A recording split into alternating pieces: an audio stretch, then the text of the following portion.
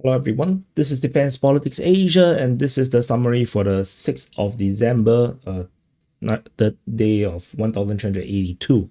So the frontline changes was a very pretty uneventful way, uneventful. Not that many things happened, however, we still gonna have report all these things. There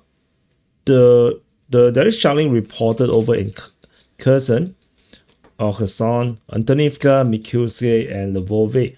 So these are Russian Defense Ministry's reports. Some shelling, it has been pretty low amount of shellings for quite a long time. So this is a bit interesting, but no reports of fighting at the Antonovsky Bridge. Over in the Kayamsky and Orikhiv sector, we have fighting reported over in Stepove and shellings reported in Madanivka. Below here is mentioned over on the Orikhiv side of things. I think these are all very skirmishy. I think these are static lines, so I'm not gonna worry too much about them. Over in the Huepole sector, we have fighting reported over in Huepole, Priloki, Tropopilia, Kozivseve, and in the rear positions, Ribne, Solodke, Uspenivka, and Palivka. Ukrainian mapping have disclaimed a bit more ground in the west of Solodke. This comes after the frontline changes report, and there is a geolocation of Russian forces entering into Huepole on the eastern part of the city or town. So the main action generally is still at Huepole now that the Russians have are now attacking it from two different directions. Something I did mention that it might happen, and then there is this flanking operations over in this sector here. Ukrainians still talking about the rear positions, while the Russians are talking about more forward positions. So we just have to wait for more information. This is not very indicative. We have these operations going trying to secure this northern part of Huepole. So let's wait and see how this continue to play out. We move further up north to the Dnipro Front. At the Dnipro Front, we have fighting reported at Danilivka, Stepove, Sosnivka, Vorone, Oleksandrov, and then geolocation at Andrievka, where there's an FPV drone strike on the bridge, which blew up the bridge because the bridge was mined. And then geolocation confirms Ukrainians' capture of Taike. This is a counterattack which is successful. Ukrainians have retaken positions. I believe the Ukrainians are going to try to go further to take Oleksievka. The operations at the fighting at Oleksandrov, Sosnivka, and Vorone is probably due to Ukrainian counterattacks. This is what I think is probably happening, that they are holding positions near to these towns that is declared capture by the Russians. Stepove is a bit too rear positions to be real. At Danilivka, this is probably the same thing where the Ukrainians are operating in all these parallel universe, the gray zones, doing counter operations. So I think there is a lot of counter operations if these are as per what I think they might be. So the Ukrainians are doing some kind of counter offensive, but the only success that we can see is at Taike. So that's all from this sector of the Dnipro Front, the southern sector.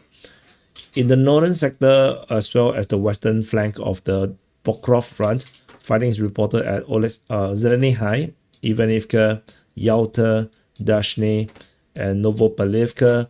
On the Pokrov side, there is fighting at Novopihorodne, Molodetsky, Udashne, and Kotline. This is a static line. I don't expect too much from that sector. Battle for Ivanivka and Novopalivka is now unclear thing. We do not know what the hell is actually happening. Ukrainians probably are counterattacking over at Zeleny High. But Yalta and Dashne is a bit too rear positions to be understood for now. So that's the situation over in this sector, the northern flank of the Dnipro Front. Over in Pokrov and Minokhrad, there is let me see here. the rest of the Pokrov front, there is no new updates regarding the battles and the encirclement at Minograd.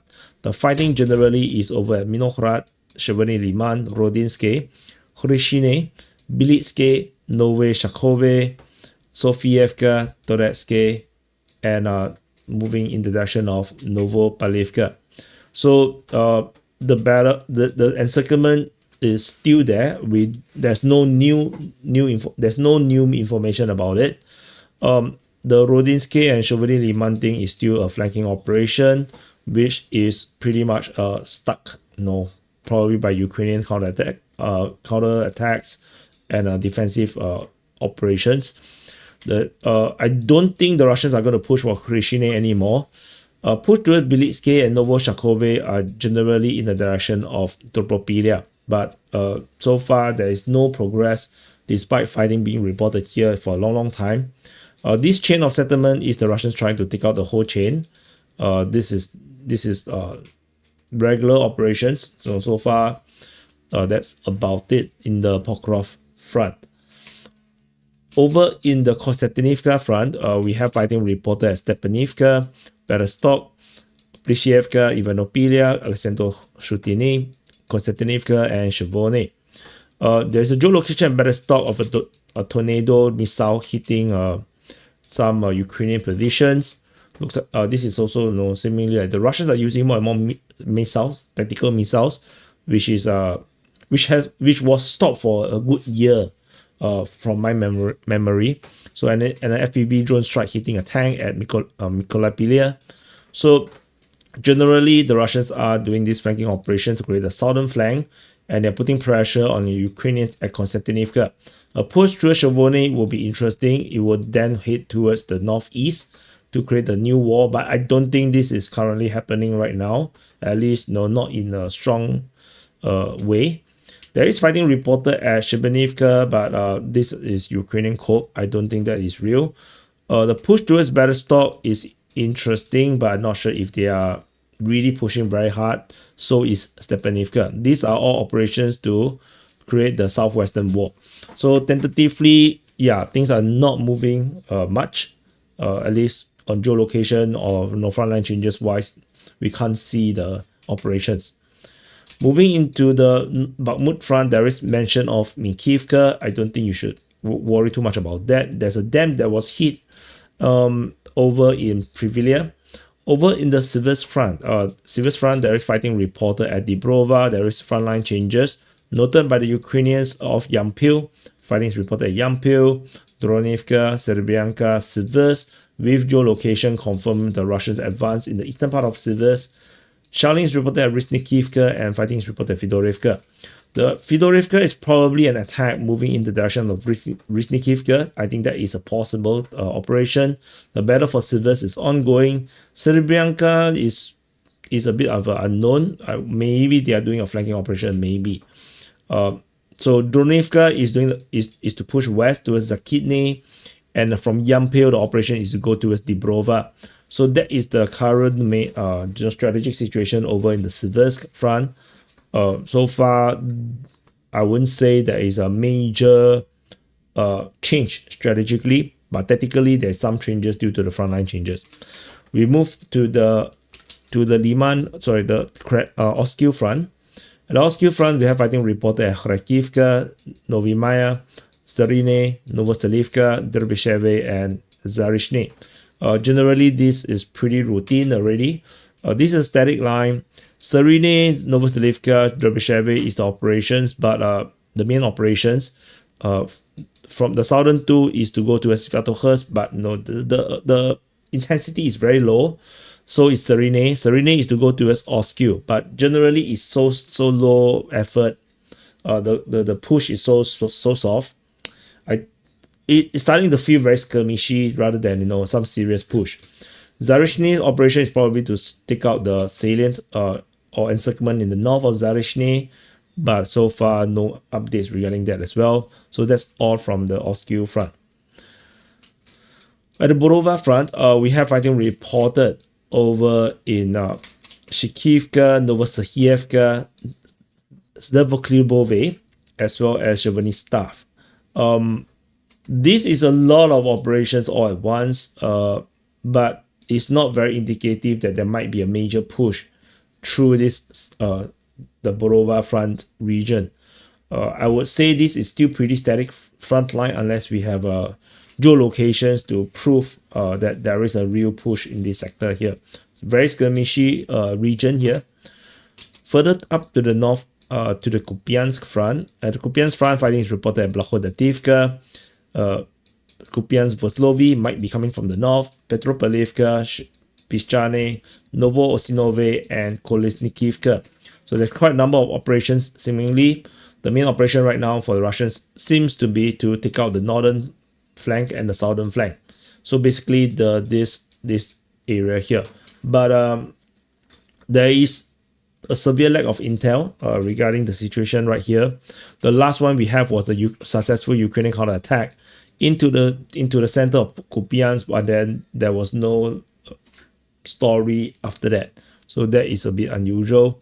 So we just have to wait for more information for this Kupiansk front. Further up north to the Volhynia front, there is only a mention of Kolozhiazny. That's the only mention here. There are no other mentions.